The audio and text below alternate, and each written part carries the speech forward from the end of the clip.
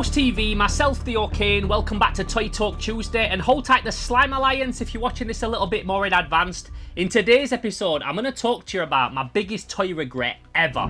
So when I was about 19 years old, 19, 20 or something like that, I was seeing this girl and we went to a car boot, and it was one of them where I wasn't like on a Terminator toy hunt, I was just on a casual one, and it was also one of those days where it had rained a lot that morning and it had probably started to dry up about 9:30, and we got there like 9:45, so the ground was still wet and people were just starting to like put stuff back out on their stalls. And I walked past the stall expecting this car boot to be dead, mind, and I saw a guy bring out a bunch of old Dennis Fisher Doctor Who toys, and he had the full set all in the boxes, and straight away I'm like, what the fuck, like I want them, do you know what I mean? They're rare, and at the time they were worth a lot of money. So I saw them on this guy's stall and I said, yo, what are you trying to get on them? And he said, well, I don't really know. They were my dad's and he's passed away. He was a big collector of them, so I know they're worth money, but I don't really know how much. I'd be happy taking 50 quid each for them. And straight away I'm like, fucking 50 quid each? Like, these are like a couple hundred each at least. So I was like, oh shit. Because these times I was at a car boot with 40 quid in my pocket. I was only like 19, 20. I wasn't rocket balling. I wasn't gunning the car boot with a few hundred quid. I had like 40 quid to my name, and I didn't even expect the car boot to be anything good. So I'm like, shit, I can't even buy one of them. Now, bear in mind, I'm at a car boot that's out in the middle of nowhere. It's called Tansley. And also, these are times before I could do any kind of bank transfer through my phone. Smartphones didn't really exist, so I couldn't PayPal him the money or bank transfer it or anything like that. The only thing I could have done is gone to an ATM, at which point, like, the ATM was probably like a half an hour drive away. I'd been drove there by this chick that I was seeing. She didn't want to be fucking about. So I rang my dad and I'm like, yo, dad, there's someone here selling all these old Dennis Doctor Who figures, these 70s ones. I don't have the money. Can you get up and drop some money off? Because my dad's also a toy collector / dealer. If you watch my videos, you know about my history and like how I was brought up in the toy collecting world and things. But at the time, my mum and dad were out. They was doing stuff. They couldn't make it there. And he said, Theo, you're just going to have to walk away. You're just going to have to leave it. And I was so fucking sour. As you can imagine, if you're a collector of toys and you're at a car boot and you see something and it's a really good price and you just don't have the money to buy it and you have no way to facilitate that money and get it to them, and you've just got to walk away, like, I've never let it go, and it's my biggest toy regret ever. Now, like I just said, and if you watch my channel, you'll know that I was raised by a toy dealer. My dad, he's not a toy dealer anymore. He does different stuff. But all my life growing up, he was like a collector of antiques and a dealer of antiques and a collector of toys and sold them. Took me to the toy fairs when I was really young and stuff like that. And his thing has always been like Action Man, like action dolls from the 70s and the late 60s and the early 80s, like the dolls, the Mego, the Lone Ranger and Tonto, $6 Million Man, all that kind of thing. But recently he's been thinning out a lot of his collection and making more room in his storage for the stuff that he does now. And my mum contacts me like every now and again, and she'll say, oh, your dad's got a load of toys that he's pulled out of storage. Do you want them? You can have them for your channel. Because they support what I'm doing. Like, they're well aware that this stuff could be sold on eBay and it's worth money and things like that. But they would rather give it to me to review on the channel and know that I appreciate it more than if it would go on eBay. So I'm really fucking grateful for that, obviously. And whenever my mum messages me and says, oh, your dad's found some more boxes out for you, like, I'm always fucking buzzing. So she came round the other day with a couple of boxes. Well, it was two separate hauls, but all very much the same thing. One, my friend Malik picked me up. The other one, my mum brought me round. Irrelevant information. But I got two big boxes of like lots of old 70s toys, lots of Fighting Furies, lots of Mego bits and stuff like that. And then in there, I was so fucking gassed to see, was a bunch of old Dennis Fisher Doctor Who toys. And instantly, as soon as I saw all these figures in the boxes and stuff like that, it like lifted that regret that I've had all these years, because I still think about it to this day. I still do. I know it sounds pathetic and it sounds obsessive and it sounds like I just need to get over it, but still to this day, I'm still sour that I had to walk away from that deal. And seeing these figures there again back in my house, like, it instantly lifted the regret that I had. It like took all the weight off my shoulders. And these are also figures that I know my dad wouldn't have paid a lot of money for. He'd have got them in trades pretty cheap. He'd have got them from like car boots or like toy fairs or his friends that deal and stuff like that. They'd picked him up and sold it him at a good price, because my dad was never one for spending like a lot of money on this stuff. He was like me. He always knew if you held out long enough, like, you would eventually get that stuff if you really wanted it. And my dad's not like a giant Doctor Who fan or anything like that. He'd have just picked them up because they were in the same bracket of like 70s action dolls. So he would have just got them pretty cheap. So it kind of felt like that full circle thing. And also, like I always say, if you see something and you really want it and you can't get it in that time, chances are if you stick in this toy collecting game for long enough, it'll all come back to you anyway. Not everything, but a lot of it will come back to you. Now, like I said, these figures were made by Dennis Fisher, and you will have heard me talk about these recently when we did the Leicester Vintage Toy Shop hunt, because I picked up the Shonen Cyborg figures. They were a figure that were made by Takara in Japan, but then they was put out by Dennis Fisher. So Dennis Fisher used to look at other companies and license stuff to them, and in this case they got these toys particularly made by Mego, which is also interesting because usually Mego come in this size. This is a usual Mego size figure, and here we've got a Shonen Cyborg figure. Very similar sizes, like the old 8-inch size, but then these figures, Doctor Who, come in this 10-inch size, which is not normal for Mego, but I'll show the figures properly in a minute. But it's also interesting to note that they wasn't normally making figures that size. I think they might have made the Flash Gordon figures about that size, but normally Mego is 8-inch, whereas these are 10, so they're somewhere in between a Mego and like a traditional Palitoy Action Man doll. All these figures as well, they're all based off the era of Doctor Who that featured Tom Baker, the 4th Doctor, who is arguably one of the most iconic and loved Doctors of all time. There's been lots of them, but Tom Baker is always like most people's go-to favourite Doctor. He's the one that really did like jumpstart the show again, because before that the Doctors were always like older guys who were like a lot more stern and a bit mean and stuff like that, but Tom Baker brought this like whole new breath of fresh air to the show that got a lot more people interested in it. So even though each interpretation of Doctor Who has its own vibe, its own different feel and stuff like that, one thing that is always consistent is this thing, the TARDIS.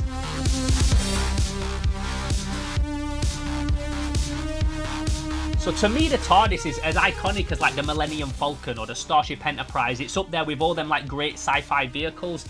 And something that's also very similar to a lot of 70s toys that came out around the time is that half of this thing is made from cardboard. Used to do it with Star Wars playsets and stuff like that. They'd have like a plastic base with a cardboard backdrop. So the bottom's plastic, the top is plastic, but the rest of it is made from cardboard. Also, because this is an old 70s toy, they do get broken, they do get damaged. If you ever watch Toy Poly talk about the different types of old plastic from the 70s and early 80s that gets really brittle and broken, and again, we talked about it when we did the Leicester Toy Hunt shop, because I bought that Metlar figure that had a little bit of a broken clasp, because this old plastic is just damaged. It gets to a point with some of these old figures, especially Doctor Who, where you just assume that something on them's broken, because the chances of them not being broken at all after all these years, they came out like 50 years ago, is like, it's pretty unheard of. So you're always expected to have something that's broken, and on this thing in particular, it's the little pegs here that make the doors sit on a hinge. So I have actually got one of them. Where is it? I've got one of them here. So I can repair one of the doors. If I repair the door that holds both doors into place, then I should be able to have that nice display worthy. It still displays nice. I just put a tiny little bit of blue tack on the hinge there, and it just holds it in place.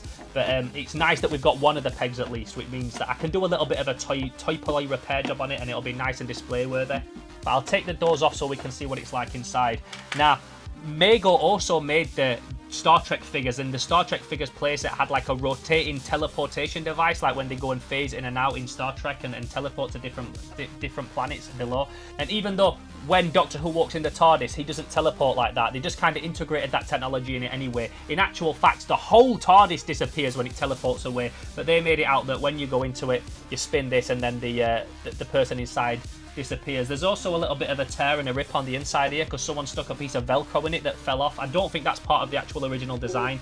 I really don't, but yeah, someone did that maybe to hold Tom Baker in by his hair so he didn't move around or something like that. I don't know, but it damaged it a little bit on the inside there as well. But the mechanism spins really nice. Look at that, it's really, really flush, and when we get into the figures later, I'll show you how it works with the toy inside. It's also really nice to have it with the box. Anything like this, usually the boxes get damaged and things like that. And although it's got a little bit of wear on, like, I don't give a fuck. I love the fact that this thing's boxed. And like I said, the ones that was on the car boot that I missed out on that time, they were all boxed. So having even just one of these boxed is awesome, but there's a couple of them boxed, so even better. Got some great artwork on there as well. Very British, like old British toy art and stuff like that. It looks a lot more like a comic book style artwork. We've got like the painted cover like that, airbrushed or penciled or whatever it's been, or whatever they've done to create that piece of like original artwork there. But this piece here very much looks like some old British comic book art, so I like the difference in styles. And on the back of it, we can see all the other characters that's in the line, which we're going to get to shortly. So something else that's always consistent with Doctor Who is that he always has an accomplice. He always has a sidekick, a character that follows him around and goes on his journeys with him through time time and space. And Tom Baker had like a couple of the most iconic accomplices of all time, and one of them was this chick, Leela. So his accomplices are usually always a young girl, and this one, Leela, she was different to all the others because she was not like just an earthbound person that he'd met and took around with him. Leela is actually from the future. She was part of a program where a spaceship crashed into a planet, and to survive they like banded together and formed a tribe. So she's like really feral and violent.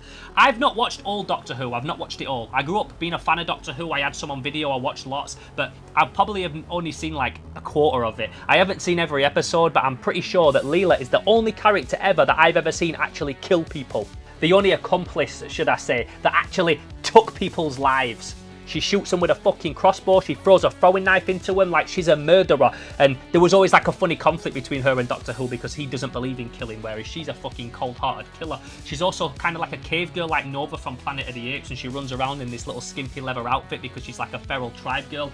It was one of those people laugh because like even if your dad didn't like Doctor Who, he probably still watched it when Leela was on. So she comes in the box, got some real nice box artwork here again, like I said, almost like VHS kind of painted cover artwork, but then with that comic artwork there as well. Really nice condition, fucking awesome colours. I love 70s box art. Like, 70s toy art is some of the best of all time. One of my favourites, I don't actually own one, I would fucking love to. It's the box from Captain Zargon in Action Man. I would love to own that box. I've got a complete figure, but I don't have the box for it. Even if it was a repro box, I wouldn't mind. I just love the artwork on it. But yeah, back to Doctor Who. Dope fucking artwork.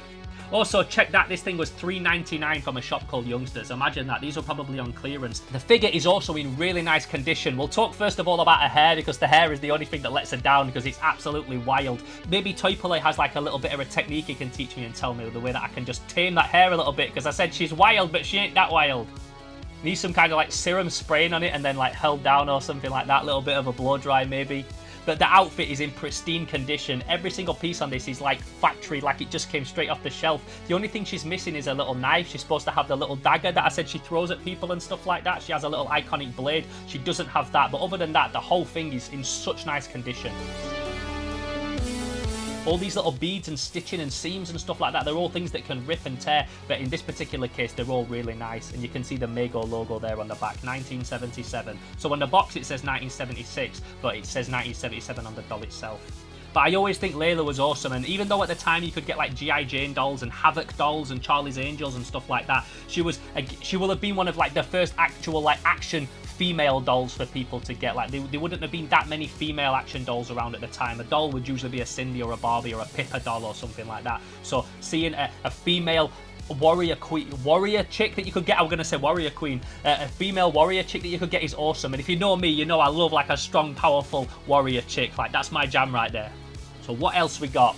Okay, so next up is the Cyberman. So the Cyberman, the Cybermen, the race of Cyberman are without doubt like one of Doctor Who's most iconic villains. They've been in it right since the 60s, all the way up until, I'm not sure about the modern day series because I've not really watched like the new Jodie Whittaker stuff and things like that. Even though I watched the first episode because it was shot here in Sheffield where I live, I haven't kept up to date on it. So I don't know if the Cybermen are in the newer series, but I know they're in like the David Tennant and Christopher Eccleston series and stuff like that. Just talking a little bit about the figure as well, the overall that it's covered in is made from the same kind of material that a My Pet Monster's hands and feet are made from, and if you've got one of them you'll know how prone it is to wear. So having one like this with such little wear on is, again, it's like unheard of because this thing is in like such nice condition. The little armor pieces that he's got almost tie at the back like a Masters of the Universe figure. His helmet's really cool. He's got the big clunky Tom Baker style Cyberman helmet, and the only thing that makes him look a bit weird is the fact that he's got a nose. So the Cybermen, especially in like the Tom Baker era of Cybermen, they didn't have a nose. In fact, the only time I've ever known them have a nose is back in like the old 60s version when they first showed up, and that's because it was like a dude wearing like skin tight white spandex over his face, so you saw his nose sticking out. But other than that, they never have a nose. So this is almost like a weird hybrid of a few different Cybermen all in one, but either way I think it looks fucking dope. We don't have the box for this one, but it doesn't matter. I could maybe get a repro box or something like that. It would be nice to have them all in the boxes lined up on the shelf. But either way, I'm so fucking happy to own this thing. I've never actually owned an original Cyberman figure. There's a couple of the others that I've owned when I was a kid and things like that, and then my dad like moved them on and things. But I've never actually had a Cyberman figure, so this one is a real prize piece to own. So the next thing that I'm going to show you is my favourite toy from this entire line, and it's this guy, K1, giant robot. The robot that controls the world. The episodes with this guy in are so awesome. It's like one story. It's like the first 4, I think, when Tom Baker first comes into it. It's a great episode, a great feel-good episode if you were going to go back and just check out one episode. I'll talk a bit about the box art in a second, but let's just get him out. You'll also notice straight away that his arms are not attached. So inside this thing is like a red elastic band that would have originally held these arms in place. It's really easy to restring, and very much like I was saying earlier, like it's kind of guaranteed that it's going to have something broken on the inside. So this is just a snapped elastic band in there. It can be rebanded, and so many of these old Action Man and Steve Austin and stuff like that, they've all been rebanded because the elastic inside them just snaps over the years. When I took pictures of this and did the close-up video shots for this episode, I just blue tacked his arms into place, but they're really easy to restring. And inside it's actually got the original piece of elastic band. So that was once a bendy, stretchy elastic band, and now it's just like a fucking piece of pasta. Also, the band inside that holds the legs is kind of warped, so you see one of his legs just like permanently springs out to the right like that. And a bit like a Masters of the Universe figure, sometimes you just have to reband them, and it's just the way it is. When you're collecting toys that's this old, you kind of have to look at them like classic cars. We've talked a lot on this show about restoring old toys and like the do's and don'ts, and when we think it's cool and when it's not. And I think when it comes to a toy that's this old, like I said, it's like a classic car. Sometimes you have to replace certain parts in order for it to still run, in order for it to still display and things. So I think rebanding this guy eventually is not a bad thing, and it just makes it even better to display on the shelf. This thing's also really brittle. Like, this is probably the most brittle thing out of all of these toys that I've got here. It's made from a plastic like that Metlar that you could feel you could just crush it if you squeezed it too hard. So there's lots of little legs and joints that move, but I don't really like moving them. These little claws on the hands spring out like that, but I don't even really like to play with them. And I did have one of these growing up, and eventually I sold it. I actually sold the last one I had before I went to Japan and always regretted it, but it had all these pieces missing, so I would have had to like probably buy one to replace all the pieces on it anyway. So it's nice to have one now that's fully intact. I say intact, its arms have fell off, but the whole thing is there. All these little black controls and wires and stuff, they often get snapped and missing, especially this one at the back. And also these shoulder pads, they pop off, you can just pull them off, so it's hard trying to find one with both its shoulder pads as well. The last one I had only had one shoulder pad, so it looked a bit weird displayed, and I'm like a fucking really obsessive when it comes to loose figures. I like them to have all the bits, so I didn't really like displaying it because I'm weird like that. I didn't want to display it until I got him another shoulder pad or I got another one that was intact. He's also got a great face. Something that's like a testament to like classic Doctor Who characters is that a lot of the villains and stuff, they don't look scary. You look at a Dalek, you look at a Cyberman, they've got very simple features, and this character is just another example of that. He doesn't have a scary face. He almost has like a big like goofy smile with these slit eyes, but it just makes him look menacing. His head moves a little bit like this, and I really love this transparent clear dome that he's got in his head with his little gold brain inside. If you look inside, you can see his little gold brain. Again, very shonen cyborg. So he's definitely the prize piece, and the box has some dope artwork on it. You've got in there K1 in the middle with his big weird grin, and then around him is like this fucking decimated city, and he's painted, and then the background is drawn, which is usually the other way around when it's like animation. Usually the background's painted and the character in the forefront is drawn, so it's got a really nice vibe to it. Again, all the characters are on the back there, which we're going to get through eventually through this video. But what an awesome piece, man. I love this shit, and I love that box artwork. Like I've said before, there's a whole thing now where companies are trying to be more eco-friendly and get rid of the window box, and I love the window box, but at the same time I just see it as like a throwback to these old toys when they didn't have that window box at the front. Like, I don't need the window box, look at that, that's perfectly displayable next to each other like that. Imagine that on the shelf, you've got the figure there with that next to it. That's just fucking awesome right there. So last but not least, I've got Doctor Who himself. Well, I say himself, there's actually two of them. I've got two, and the reason I've got two is because my dad had one in his collection, and then when he bought the TARDIS, the person that sold it him, I don't know if it was a car boot or a toy fair or whatever, but they didn't realise that there was an actual Doctor stuck inside it. Remember I was saying that this thing spins like that? So basically when he bought this, he thought it was just a TARDIS, so he bought it in the box like that, but then when he got home, he found out that there was actually a Doctor hidden on the inside of it. Like that. So that was really fucking awesome. Maybe not for the person that sold it in, but for my dad it was awesome. And he's also got something with this figure that's always broken. Like, this is one part that you always just presume is broken, and it's this little sonic screwdriver. Now, this is actually broken, it has snapped, and somebody's tried to stick it together with what looks like UH glue or something like that. It's a glue that's yellowed over time, so I'm going to clean that off, and I'll use a better glue on that and use some accelerator to make it stick quick and things like that. But again, such an awesome piece to own. Just having that thing on its own is such a rare fucking item. And what is the Doctor without his sonic screwdriver, man? It's like Jason without his machete. It's like Wolverine without his claws. That's his fucking thing that he always has. And jelly beans. This Doctor Who liked jelly beans as well. He used to always give people jelly beans.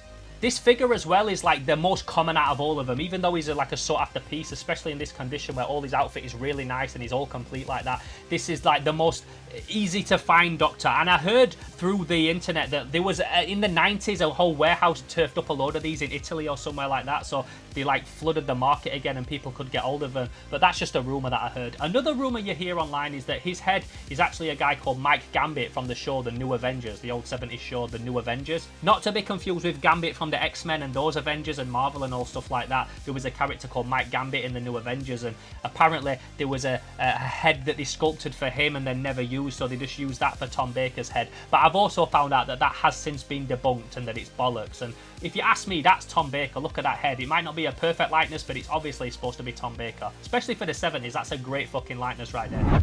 So looking at the figures that we've got in this set, we've got the TARDIS playset, we've got Leela, we've got Doctor Who, we've got the giant robot, and we've got Cyberman. I don't have a Dalek, and they also released a K9. This was the first wave, and then they just released a K9 on his own, which is his robot dog that Doctor Who has. So I don't have those. I would fucking love both of them. You don't know that that guy had both of them on his store boxed when I turned that deal down. But eventually, at some point, I will get a K9, but they are two of like the really hard ones to get, especially without all the antenna and the guns broken on the Dalek, and without K9's little ears snapped off and things like that. They are like really hard to get, but eventually I will get one, I'm sure. So until then, this is what I've got today. But one Dalek that I do have as an extra that was in the set as well is this old Marx Dalek. Now it's a lot smaller than a Dalek should be to Doctor Who. Daleks are not that tall, but it needs to be like double sized to be in scale with him.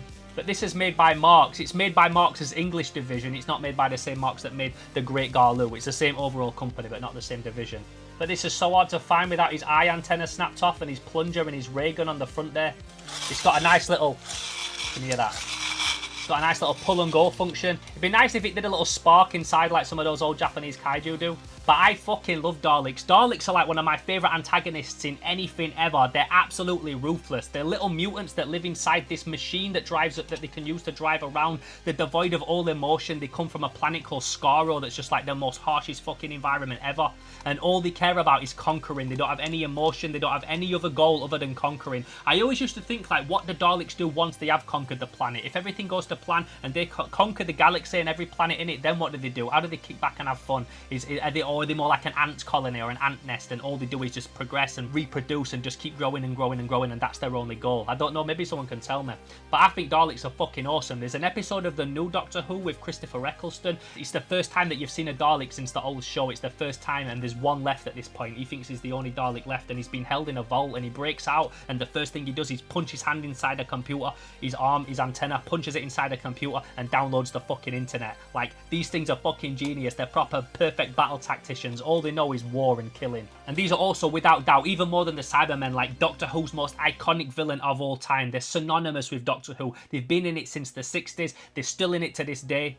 Now, growing up watching Doctor Who, I was always a fan of it. I had access to the episodes that I watched on TV and the videos that I had that I watched over and over. But my actual introduction to Doctor Who properly was the old Hammer movies with Peter Cushing and the Daleks. And they're not even canon, but that's always been like my favourite Doctor Who. That's the one that I grew up watching. Like I said, they're not canon, but they have recently been released on a Blu-ray, so I kind of need to get that and watch them back because it's been a long time. The Daleks are also in my favourite Doctor Who scene ever, and it's not even from like the old classic episodes. It's from one of the newer ones with David Tennant in like 2008 or something like that.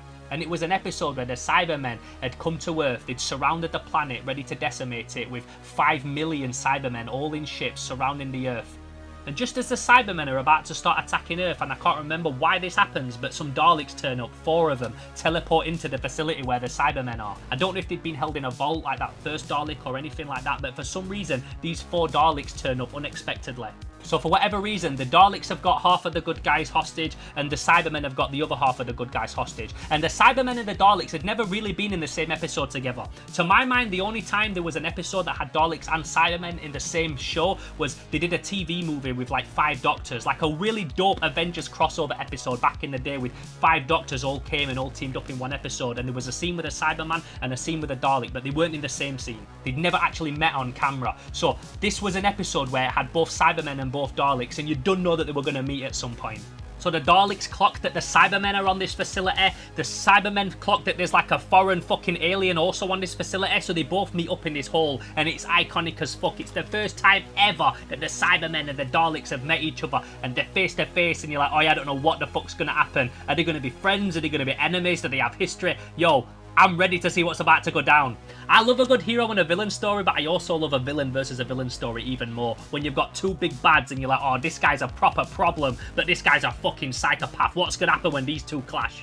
And like I said, Daleks are so fucking uncompromising. Like, all they care about is Daleks taking over. They don't care about any other race or any other people. And surprisingly, once they work out who each other is, the Cyberman asks the Dalek if they want to join forces. He says that, yo, we understand that we're a Cybermen, we use cybernetics to survive, you're very similar, our parts are compatible, we could join forces and elevate to become the biggest, most powerful race in the entire galaxy. And the Dalek says, are you proposing an alliance? And the Cyberman says, that is correct. And the Dalek says, alliance denied! And they start shooting at each other. The Daleks kill the Cybermen, and then the Dalek spins round to like a giant TV screen that's got the head Cyberman on it, and he says, you have just declared war on the Cybermen. And the Dalek says, this is not war, this is pest control. And then the head Cyberman says to the Dalek, we are 5 million strong, how many are you? And the Dalek says 4, and he said, you would destroy 5 million Cybermen with 4 Daleks? And the Dalek says, we would destroy 5 million Cybermen with 1 Dalek! Fucking puts his dick on the table. Gangster shit. And then the Dalek says to the Cyberman, you are superior in only one respect. And the Cyberman says, what is this? And the Dalek says, you are better at dying. Drops the fucking mic. It's like my favourite scene in all of Doctor Who history. There's lots of cool scenes in Doctor Who, but that one in particular is so fucking awesome. It's like a battle rap. And I don't explain it as good as it is. If you go on YouTube, you can watch the scene for yourself. Like I said, I love it when two villains go back and forth, and the Daleks are just like, fuck the Cybermen, we're the Daleks, we'd wipe out every fucking Cyberman with one. And it's just another perfect example of how dope the Daleks are. Literally one of my favourite antagonists in any IP ever. So as you can probably tell, I'm super happy with these Doctor Who figures, considering especially the fact that they were responsible for my biggest toy regret of all time. Now when I think of Doctor Who toys in the future, I won't think about that horrible regretful time. I'll think about, yeah man, I've got most of them back at home, they're boxed, they're in beautiful condition, and I can keep looking for a K9 and a Dalek. So if you enjoyed this video today, don't forget to drop a comment below. It really does help with the algorithm when you drop comments below and get involved in the discussion and things like that. So please do get involved. Let me know if you like Doctor Who, or if you've never really been bothered about Doctor Who, but maybe watching this video made you feel like you actually wanted to watch an episode or two, because that'd also be awesome.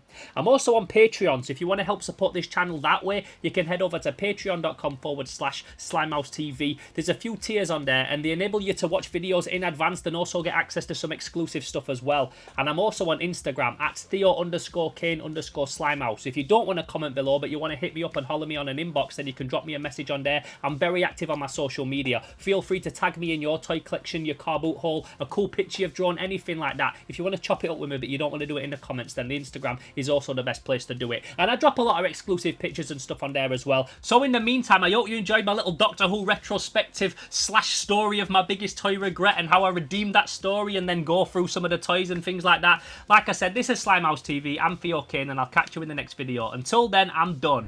Pa!